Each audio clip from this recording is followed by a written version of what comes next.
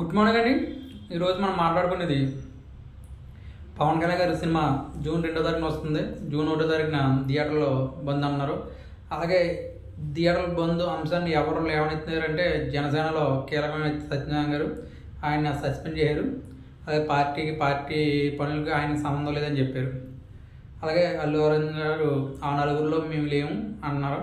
అలాగే దిల్ రాజు గారు ఎవరి కాళ్ళే ఉంటారు అని అన్నారు. అసలు దీనికి మెయిన్ కారణం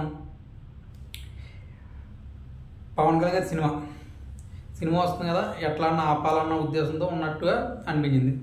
మరి ఇప్పుడు రైట్స్ ఆర్డీఓ వీళ్ళందరూ రైట్ చేస్తున్నారు ప్రతి థియేటర్లోనూ. అలాగే పార్కింగ్ ఫీజు ఉండకూడదు మల్టీప్లెక్స్లో అన్నారు.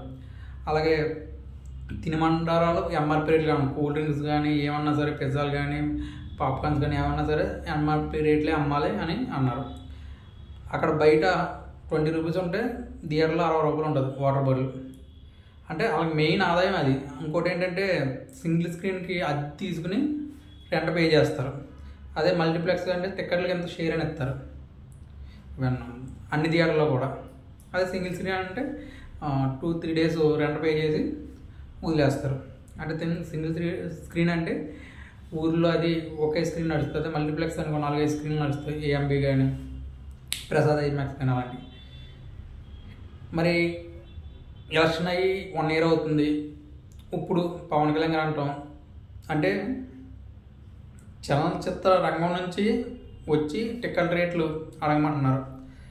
అలాగే ఎవరి కాలంలో ఇండివిజువల్గా వెళ్ళి అడుగుతున్నారు. ఎందుకంటే లాస్ట్ టైం అశ్విని దత్ గారు వీళ్ళంతా వెళ్ళి అడిగారు కదా, దాని గురించి అన్నప్పుడు చెప్పారు చలనచిత్ర రంగం చంద్రబాబు నాయుడు గారిని అలా కలలేదు, గత ప్రభుత్వం ఉన్నప్పుడు కలిసారని.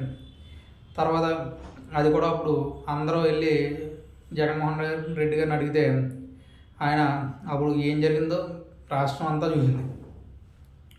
ఆ తర్వాత ఇప్పుడు ఈ విషయాన్ని బాగా పబ్లిక్ చేసి ఇప్పుడు థియేటర్లని హ్యాండ్ ఓవర్లో పెట్టుకోవాలన్న ఉద్దేశంతో ఉన్నారు అని అనుకుంటున్నారు. ఈవెన్ జూన్ 12 వస్తుంది కాబట్టి ఇప్పుడు ఈ సమ్మర్లో సరైన పెద్ద హీరో సినిమా ఏదీ లేదు.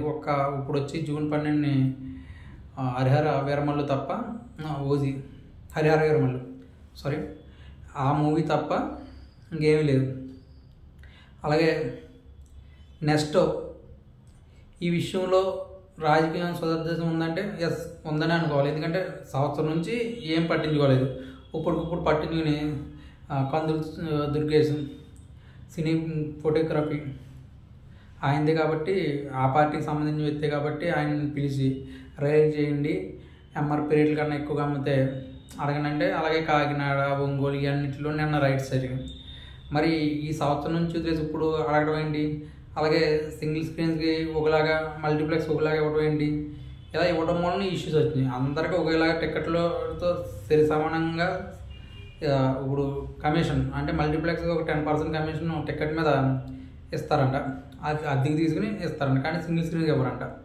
అవన్నీ ఇష్యూ వచ్చి ఇప్పుడు ప్రస్తుతానికి జూన్ 1 నుంచి థియేటర్లో మూవీస్ ఆడమని చెప్తున్నారు. చూడాలి ఏం జరుగుతుందో.